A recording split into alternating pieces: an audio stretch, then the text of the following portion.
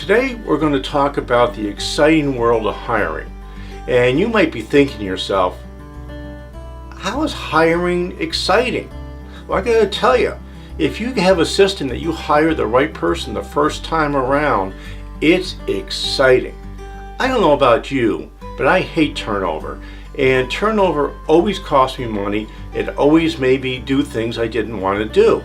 You know, before I had this really easy hiring system, we would hire basically 2 people for one job because we had huge turnover and we didn't have a system to hire the right person. After I put this system in place that we're going to talk about today, our hiring success went to 30 to 35%, up to 75 to 80%. And that was a huge money saver, and it made life much, much easier for the people who were working with me.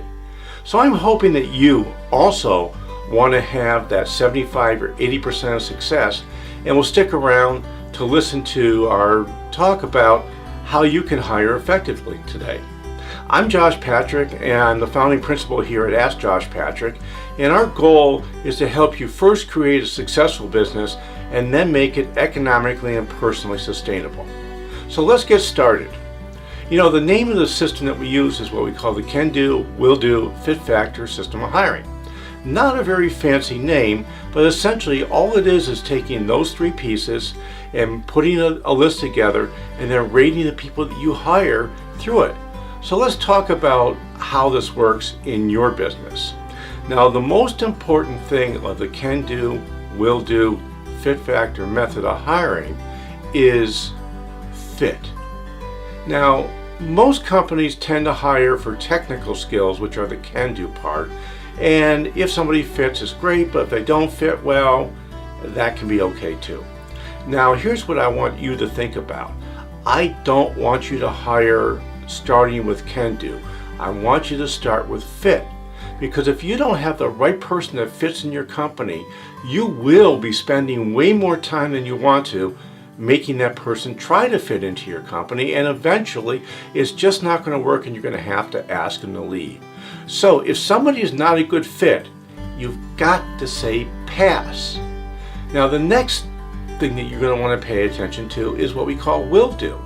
And what WillDo is, are the people you're talking to excited about the activities that they're going to have to do to be successful?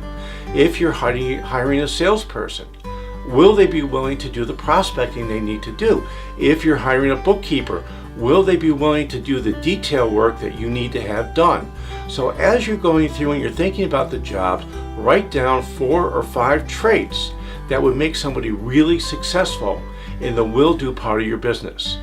And then finally, there's CanDo. Now, these are the technical skills, or what I call the hurdles that you have to have before you even talk to somebody. I mean, if somebody is not technically able to do the job that you're hiring for, don't even bother going there.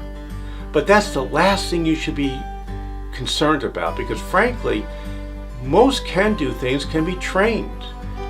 Fit factors can't be trained. Somebody either has the values that your business has or they don't. And if they don't, you really don't want them in your company. So what you do is you write down 4 or 5 traits under CanDo, 4 or 5 traits under WillDo, and 4 or 5 traits under Fit Factors. Now, as you're interviewing people, here's the important thing, and this is really important. As soon as they walk out of the door on those 15 or so items, you rank them on a scale of 1 to 10, with 1 being low and 10 being high. Now, do not hire somebody unless they're at least an 8 across Fit Factors, and probably a 6 or a 7 among WillDo.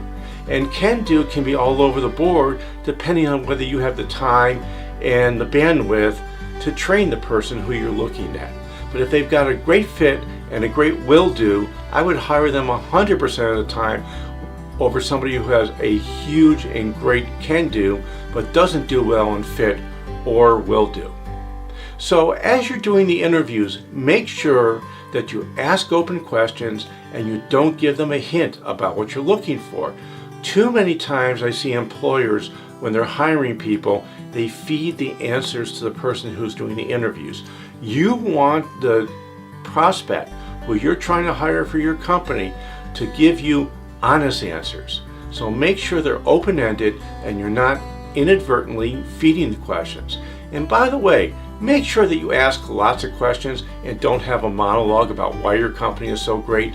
Only go into why your company is so great after you've made the decision. This might be a person I want to hire.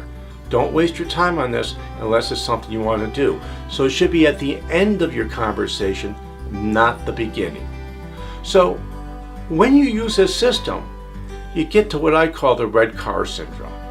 And what a red car syndrome very simply is that when you go out and you buy a new car, and it might be gray, it might be black, it might be red, it might be a Toyota, it might be a Mercedes, or it might be a Ford.